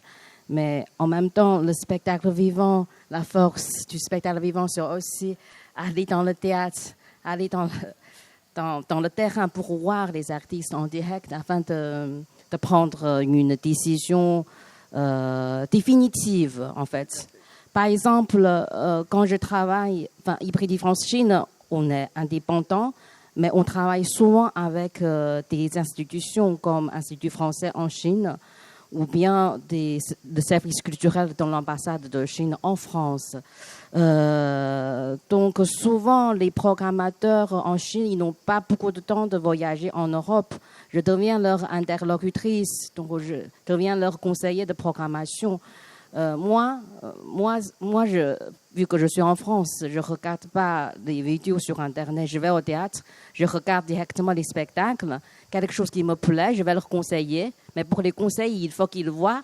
Alors, ils ne peuvent pas venir. Le moyen, c'est que je leur envoie le visuel, un teaser du spectacle. Après, ils ont dit, c'est bien, c'est pas mal. Après, on doit aussi montrer l'intégralité du spectacle. En Chine, c'est obligatoire. Donc, je pense que des outils d'aujourd'hui qui facilitent vraiment des échanges. Mais je pense que je compte beaucoup sur les dialogues entre des artistes. C'est ça qui est aussi très important pour pouvoir faire circuler des informations, de créer des échanges. Je veux dire, c'est le premier jet, le support numérique. Après, ce sont les humains qui doivent se rencontrer face en face. Ouais. Nous, en partie, le but de nos émissions en ligne, c'est de produire dans les gens qui ne sont jamais venus au théâtre, j'aimerais bien être là. Oui, parce qu'il y a toute une génération. Si vous voyez le public festivalier, ceux qui vont au théâtre, l'âge moyen, c'est comme 50 ans, quelque chose comme ça. Il y a des jeunes artistes, mais il y a très peu de jeunes publics ici. Ils ne connaissent pas. Ils ne connaissent pas. J'avais un tracteur qui travaillait pour moi ces derniers jours et il est parti avec sa mère en vacances. Avant de partir, ce matin, il a dit « Mais merci de m'avoir fait découvrir le théâtre. » Il habite ici en Avignon. Et c'était grâce au fait qu'il travaillait pour moi qu'il est venu à notre émission tous les soirs, la vitrine en ligne à 23h30. Et il a vu des extraits des spectacles et il a appris ce que c'est. Donc je crois qu'on peut atteindre ce jeune public en ligne et puis par la suite, il viendra dans les salles. Mais en même temps, il y a des artistes qui n'aiment pas être filmés. Il y a ça aussi parce qu'ils trouvent que ça, leur force artistique est perdue. Parce que j'ai connu vraiment des artistes, quand je leur demande leur teaser du spectacle, ils ne le veulent pas. Mais je comprends aussi. L'enjeu, c'est comment filmer un spectacle vivant. On n'a pas toujours la captation de meilleure qualité parce que ce n'est pas un film, ce n'est pas le même montage. Donc c'est ça qui est au cœur de cette question aussi, je pense. La solution à ça, c'est qu'il faut intégrer la préparation de l'émission dans la préparation du spectacle. C'est-à-dire, il faut que les compagnies de théâtre adoptent des moyens d'utiliser les caméras digitales pour préparer en avant. On fait le pré-production parce qu'on ne peut pas faire le post-production qu'on fait avec des enregistrements. Et nous sommes déjà en train de démontrer que des compagnies de théâtre et de l'opérette et de danse sont capables de faire ça dans notre projet. Si eux, ils peuvent le faire, les autres puissent Mais ça peuvent représente suivre. quand même un coût élevé. Comment avoir la subvention? But I think, I mean, I'm sure there's in terms of how. Oui, mais je suis sûre que la manière de rediffuser un spectacle en direct, effectivement, il y a du travail à faire. Mais je pense qu'il y avait une question concernant la politique culturelle en venant du public. Et est-ce qu'on a un micro-baladeur? Thank you. Oui, c'était Aurélie Foltz. Je travaille dans l'accompagnement de projets culturels dans une coopérative. J'ai pas mal voyagé en Europe. Je suis allée au Festival d'Édimbourg dernièrement, mais aussi en Europe de l'Est et en Afrique. Je suis interpellée par ce que vous dites. J'aime bien ce que vous racontez dans cette question de comment on met en discussion. Et c'est pas une question en fait, hein, mais je voulais contribuer à ce débat parce que je vous sens sceptique, vous, institutionnel, sur la proposition de monsieur et son point de vue qu'il défend avec grande passion. Et je vous sens sceptique. Je suis d'accord sur la difficulté de rendre sur un point de vue audiovisuel quelque chose qui se joue dans une relation avec le public, quelque chose qui relève de la catharsis aussi quand on est pris dans une boîte noire ensemble. Ça, c'est sûr que avec l'outil vidéo, c'est problématique. Il n'empêche que cette réflexion sur la diffusion numérique et qu'est-ce que ça peut jouer et au niveau économique et au niveau de la diffusion des œuvres et de la rencontre entre les artistes de différents pays, je trouve qu'il y a quelque chose d'intéressant qu'il soulève. De mon expérience à Édimbourg, ce que je constate, et je m'inquiète fortement de la disparition de l'Angleterre au niveau européen, c'est que déjà à Édimbourg, qui est la plateforme festival qui est équivalente au OFF, peut-être supérieure en nombre, encore que à discuter, comment on calcule, il y a très peu de productions en dehors de la langue anglophone. Donc il y a très peu de place pour une ouverture au public à d'autres langues que celle qui est anglaise. Donc oui, il y a un besoin de formation du public là-dessus, mais aussi d'ouverture d'esprit sur ces questions-là qui peut se passer par la question de la traduction, mais qui demande un coût, etc. Et puis ici, sur ce festival qui est censé être un lieu de rencontre de la création au-delà de la France, on a peu d'étrangers qui ne parlent pas notre langue. On a peu d'Africains, peu d'artistes d'Europe de l'Est, d'artistes russes, et il y a une difficulté de rencontre des publics et de rencontre des artistes. Donc oui, il peut y avoir des programmes qui sont de plus en plus inaccessibles pour des gens qui sont et des artistes qui sont dans des pays pauvres. Parce qu'il faut effectivement, comme vous le disiez, une compréhension de la méthodologie et du langage institutionnel pour avoir accès à ces dispositifs de diffusion internationale. Donc c'est accessible à un certain...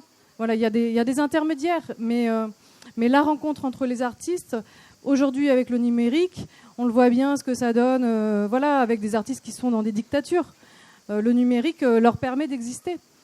Donc comment on se questionne? Enfin, je trouve que la question qu'il pose, elle est intéressante, même si ça a ses limites dans la diffusion d'une œuvre sur Internet. Ok, on est d'accord.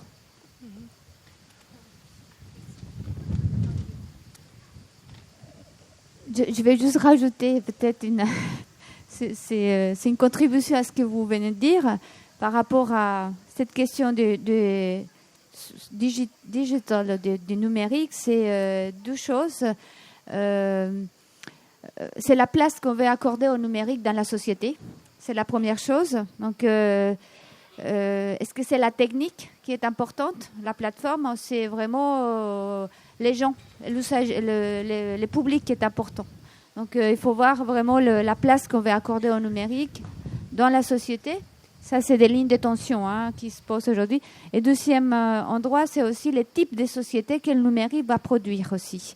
On peut avoir des sociétés avec ces grandes plateformes américaines, etc. Mais aussi, on peut avoir des choses,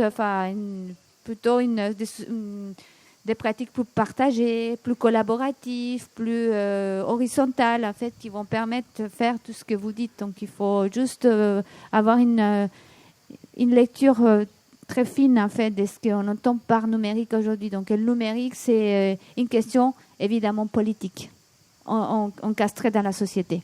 Juste. Thank you. Oui, donc... Encore une question. Pardon, merci. Bonjour, je suis Mathieu Huot. Je travaille je suis metteur en scène et par ailleurs, je travaille avec la plateforme de la jeune création franco-allemande qui est ici dans la salle sur un programme transnational sur les spectateurs et comment des spectateurs français et allemands peuvent se retrouver et échanger leurs expériences, voir des spectacles ensemble. Et c'est ça le travail qui m'intéresse ici, c'est de repartir du spectateur. Je me permets un constat, c'est qu'à peu près, en tout cas j'espère que toutes les personnes qui sont dans la salle ici, tout leur intérêt pour la culture vient de leur expérience d'abord intime d'être spectateur. Et que donc à un moment donné, quand on constate qu'on est en crise, peut-être que c'est à cet endroit premier qu'il faut venir se ressourcer et arrêter de raisonner sur le spectateur comme étant l'autre, mais considérer que nous-mêmes, nous sommes des spectateurs. Voilà. Moi, metteur en scène, mais aussi vous, institutions culturelles. Comment les institutions créent des cadres propices au développement des projets culturels, c'est la question d'aujourd'hui. Ma proposition, c'est simplement celle-là, en réinterrogeant de manière intime notre rôle et notre place de spectateur, en voyant quel est le rôle et la place qu'on a aujourd'hui dans les spectacles qu'on nous propose, est-ce qu'elle nous convient, et sinon, qu'est-ce que chacun d'entre nous on peut faire, quelle marge de manœuvre on peut dégager pour changer quelque chose et obtenir le paysage artistique et culturel dont nous avons envie, et partir aussi de nos désirs. Parce que finalement, l'art, c'est une question de désir. Okay. Maybe can I ask you back? Est-ce que je peux retourner au projet que vous avez mentionné, l'échange entre l'Allemagne et la France? Est-ce que c'est financé publiquement? La plateforme est une association.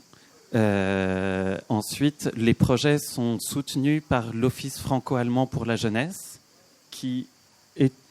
Je ne sais pas quel statut ils ont, si c'est un organisme... Ouais, c'est un organisme international. Hannah, si tu veux. Ouais. En fait, l'Office franco-allemand pour la jeunesse est subventionné directement par les gouvernements des deux États, de la France et de l'Allemagne. Et donc, ça a été créé 63, c'est ça? Ouais. Okay. Okay, so it's Et jeunesse, c'est jusqu'à 30 ans. À partir, ça dépend des projets. Ils proposent l'Office franco-allemand pour la jeunesse, ça commence très tôt, déjà pour les 3 ans, petite enfance, et après il y a des échanges scolaires, il y a énormément de choses, d'échanges franco-allemands, et pas seulement, ils intègrent aussi des pays tiers à des projets, donc c'est très intéressant pour nous aussi, cette structure. And you spoke about taking Et vous avez parlé aussi de prendre la manifestation comme un spectacle. Et pour lier cela à la politique, est-ce que vous vous sentez compris dans ce désir, dans ce souhait? Est-ce que vous vous sentez compris par la politique? Est-ce que vous, je ne sais pas si vous êtes en rapport directement avec les décisionnaires, mais est-ce que à travers vos travaux, est-ce que vous pensez que c'est entendu, ce message de se concentrer sur la contribution artistique? On s'est mal compris. Mon propos n'est pas de se recentrer sur les artistes ou sur le spectacle, mais sur le spectateur. Voilà. Et pour répondre à votre question, est-ce que je me sens entendu et compris? Clairement, non. Aujourd'hui, par exemple, dans les Publikumgespräch, dans les rencontres bord plateau, etc., on remarque que le temps de parole est beaucoup plus longtemps accordé à la personne qui est sur scène qu'à la personne qui est dans le public. On remarque que c'est toujours les spectateurs qui ont des questions et les artistes qui auraient les réponses. Et c'est pareil dans les cercles politiques. Donc il y a clairement un problème pour associer le spectateur aux conceptions, aux prises de décision, et croire que le spectateur peut lui aussi être force de proposition dans les problèmes qu'on se pose. Moi, j'ai une théorie sur cela. Moi, je pense que l'explosion de cinéma et télévision qui rend le public soumis a changé la psychologie sociale. C'est l'opposé de l'expérience au théâtre. L'expérience fait partie de la création. Mais film et télévision, on impose sur le public. Et je crois que ça a créé une mentalité sociale qui est moins démocratique et moins participative. Je crois qu'on a vu un siècle où on a monté encore et encore et encore l'influence de ces arts dramatiques qui imposent et qui rendent le public passif. Et c'est une des raisons que je suis tellement passionné pour vous tous, et je vous aime tous parce que je sais que vous ouvrez pour cet autre aspect de création sociale qui réveille les gens, qui inclut les gens.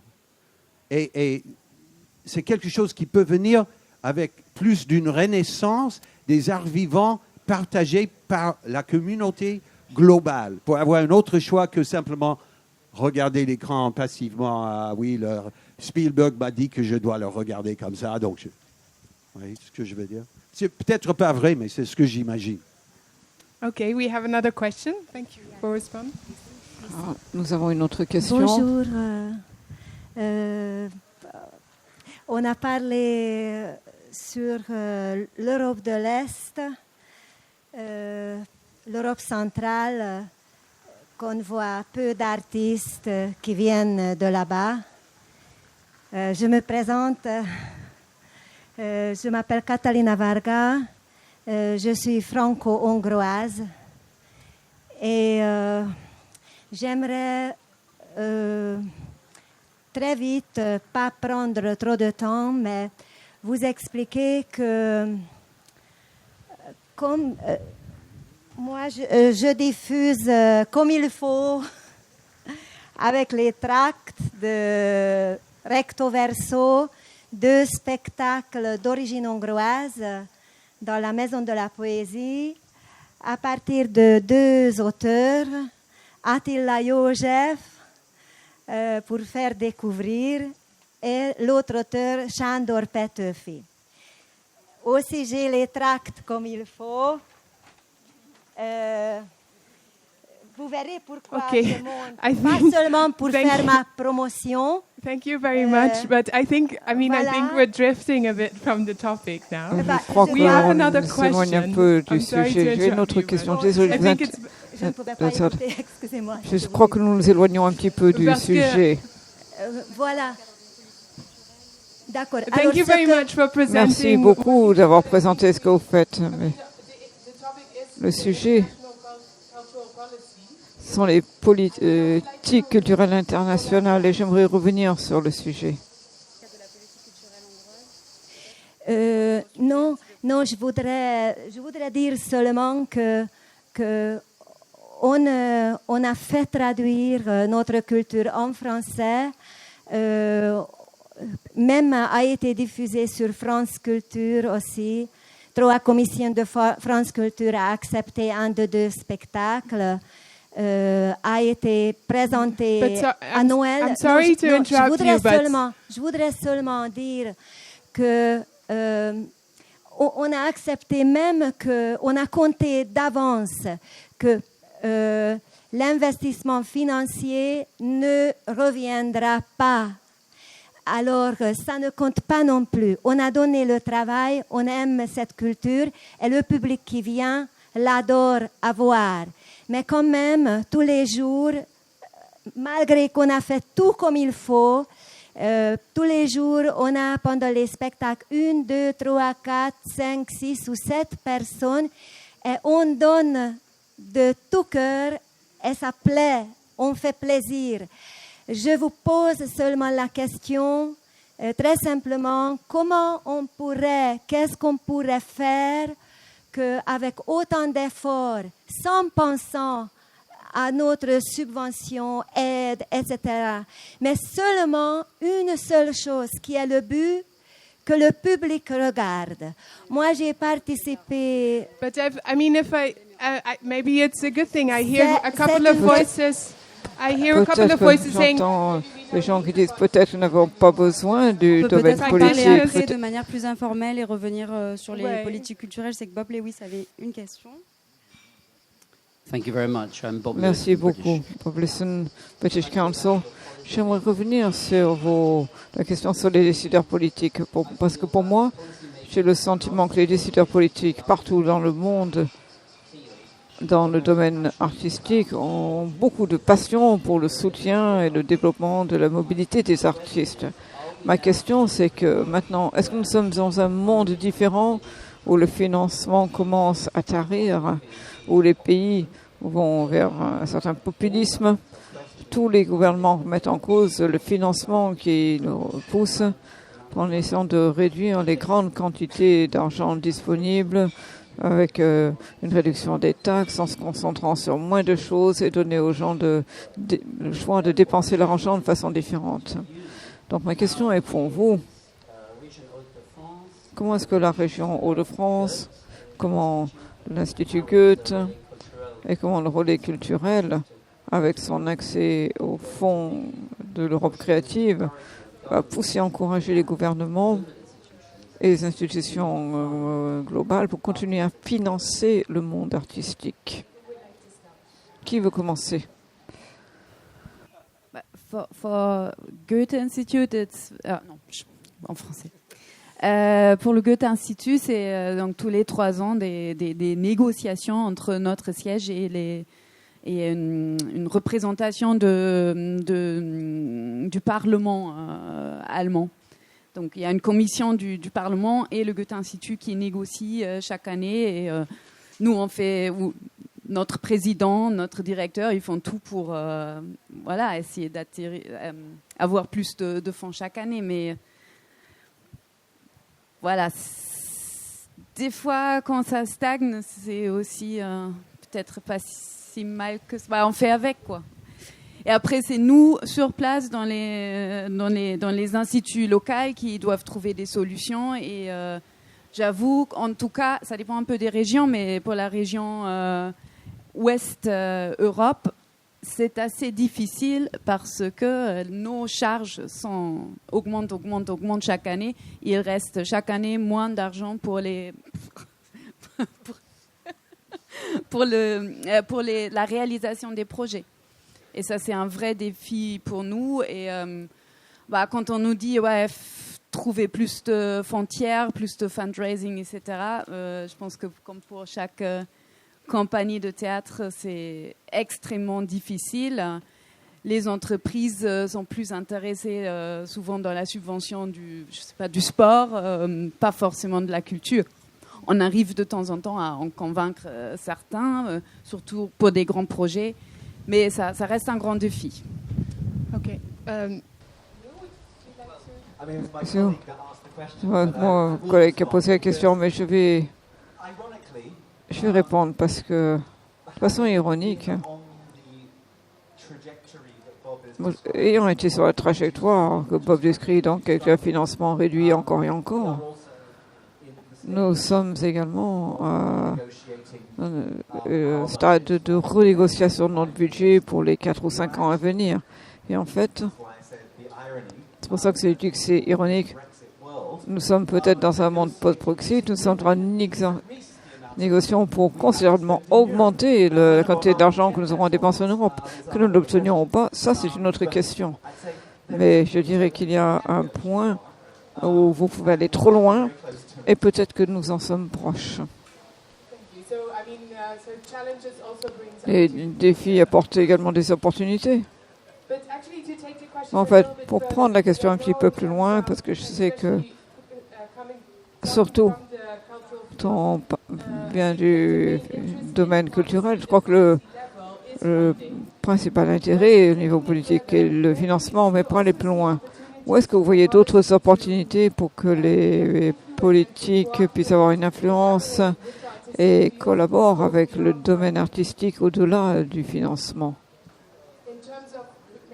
En termes peut-être créer un cadre. L'Europe créative, c'est un programme avec beaucoup de mobilité. Par exemple, ceux qui ont vécu l'expérience d'un projet, l'Europe créative, John l'a déjà dit, vous êtes obligé de travailler avec des gens venant de différentes parties d'Europe. Très souvent, ce n'est pas facile, mais cela vous aide à connaître d'autres parties d'Europe, quelles sont les pratiques de travail là-bas. Donc, c'est un bénéfice non financier de Europe créative. Est-ce que vous voyez d'autres possibilités pour que les politiques aient une influence positive sur les domaines créatifs au-delà du financement? Oui. Et puisque vous avez parlé d'Europe créative, British Council travaille dans un certain nombre de projets d'Europe créative. Un des plus importants à l'heure actuelle en Europe, c'est le projet Europe Beyond Access, l'Europe au-delà de l'accès. Donc il y a 4 millions d'euros, donc 2 millions viennent d'Europe créative.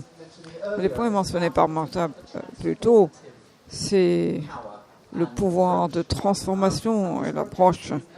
Et ce projet parle de la transformation, de la perception, de l'art du handicap, l'accès aux artistes handicapés. C'est plutôt un projet de changement social où l'excellence artistique est au cœur, mais mené par les handicapés, la création des handicapés. C'est une politique avec beaucoup d'influence. C'est un domaine de travail où je peux devenir très passionné. Nous en travaillons pas mal dans ce sujet dans le monde avec le British Council. Et j'ai vu le pouvoir de l'art qui changeait la politique dans certains pays. Le résultat de notre travail sur le handicap donc en Corée, par exemple, il y a eu des ministères qui ont été mis en place pour le handicap qui n'existaient pas auparavant. Pour moi, c'est un résultat extrêmement puissant. Il y a beaucoup d'exemples. Avec 2 millions d'euros pour démarrer, ça aide également. Je peux l'imaginer. Donc, il a été la capitale européenne de la culture en 2004, il y a de certains temps, mais il est connu comme un excellent exemple d'une capitale de la culture européenne excellente. Est-ce que vous voyez toujours les effets après avoir été cette capitale de la culture en 2004? Est-ce que vous voyez encore les effets maintenant? Alors oui, c'est vrai que je n'ai pas préparé à cette question. Ça fait effectivement 15 ans, donc Lille a été capitale européenne de la culture, hein, donc en 2004. Et effectivement, bon, ça a généré énormément d'attractivité de la ville, de ses artistes, de ses savoir-faire, de son patrimoine. Et effectivement, je vais être très très vite parce que j'ai vraiment un train dans 25 minutes à la gare et c'est compliqué là. Ça devient extrêmement compliqué pour moi. Mais effectivement, aujourd'hui, les conséquences à moyen terme, les résultats à long terme de Lille 2004, c'est qu'effectivement, ça a généré vraiment la reconnaissance de Lille et plus largement de la région Hauts-de-France comme une terre de création artistique. Et effectivement, c'est vraiment l'intérêt principal, c'est que c'était un investissement à long terme. Ce n'était pas qu'un événement sur plusieurs mois en 2004. C'est un événement qui a eu des impacts aussi bien à court terme, à moyen terme et aujourd'hui à long terme. Je vous remercie vraiment beaucoup. Enchanté de vous avoir rencontré parce que la coopération, en premier lieu, c'est la rencontre. Et voilà, c'était très, très intéressant. Merci de votre animation et merci de votre invitation, Gabriel. Au revoir et bon festival. Merci à vous, à toi, Vincent. But we're actually almost. Nous avons pratiquement terminé. Au point de vue de temps, nous pouvons prendre donc une dernière question. Alors, Nicolas Bertrand, moi j'ai une question. En fait, on voit qu'il y a des approches différentes, comme l'idée d'une approche par les spectateurs ou Madame qui propose à travers ces spectacles des formes de rencontres. Selon les participants au panel, à quel endroit, est-ce qu'il existe des endroits où les acteurs culturels de terrain peuvent participer à l'élaboration des politiques? Et Martha a souligné les évolutions auxquelles on doit faire face. Quels sont, selon vous, ces endroits dans lesquels nous, les acteurs de terrain, devrions nous rendre et défendre ou affirmer ou élaborer? Alors, pour le programme Europe Créative, il y a une consultation publique en 2017.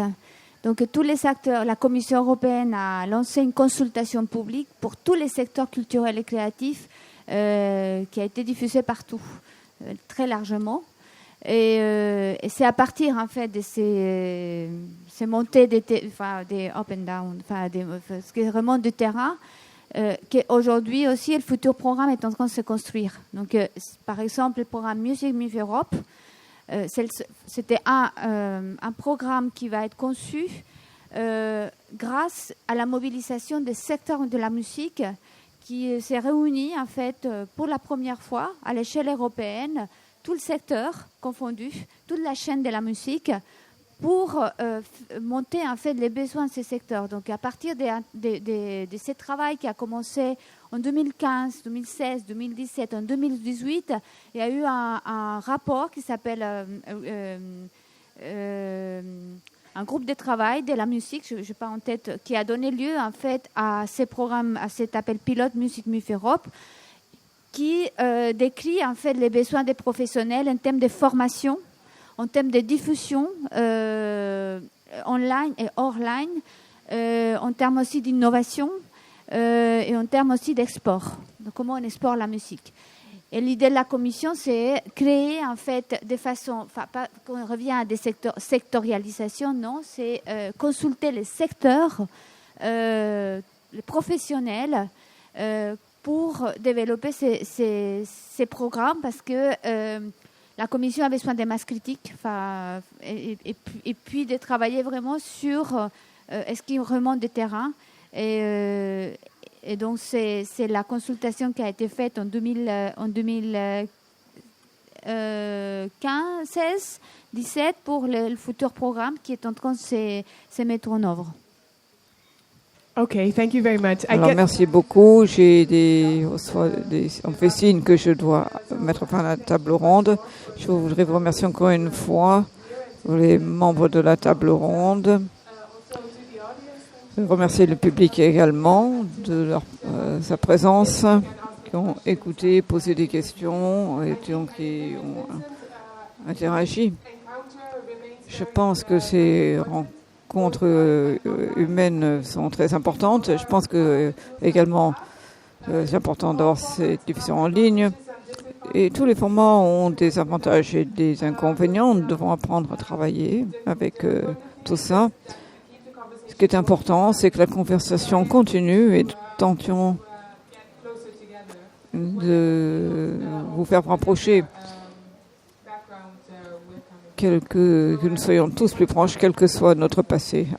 Passez un bon festival et merci.